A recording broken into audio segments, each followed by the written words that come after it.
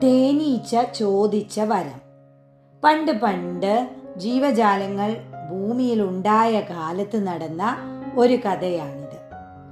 കുറേ തേനീച്ചകൾ രാപ്പകൽ അധ്വാനിച്ച് കുറേ തേൻ സംഭരിച്ചു.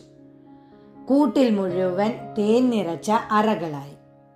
അപ്പോൾ ആ തേനീച്ച കൂട്ടത്തിലെ ഒരു തേനീച്ചയ്ക്ക് തോന്നി, സ്വർഗം വരെ ഒന്ന് പോവണം, ദൈവത്തിനെ ഒന്ന് കാണണം. സ്വന്തം ഗുരുവിനെയും മാതാപിതാക്കളെയും ദൈവത്തെയും വെറും കൈയോടെ കാണുന്നത് ശരിയല്ലല്ലോ. അതുകൊണ്ട് തന്നെ തേനീച്ച ഒരു കുടം തേൻ കൊണ്ടുപോയി ദൈവത്തിന് കാഴ്ചവെച്ചു. ദൈവത്തിന് വലിയ സന്തോഷമായി. ദൈവം ഇഷ്ടമുള്ള ഒരു വരം ചോദിച്ചോളാൻ പറഞ്ഞു. തേനീച്ച ആവശ്യപ്പെട്ടത് എന്താണെന്നോ? താൻ ശേഖരിക്കുന്ന തേൻ എടുക്കാൻ വരുന്നവരെ കുത്താൻ ഒരു കൊമ്പ് തരണം. ഒറ്റ കുത്തിന് അയാളെ കൊല്ലാനും കഴിയണം. ദൈവത്തിന് വലിയ മനപ്രയാസം തോന്നി.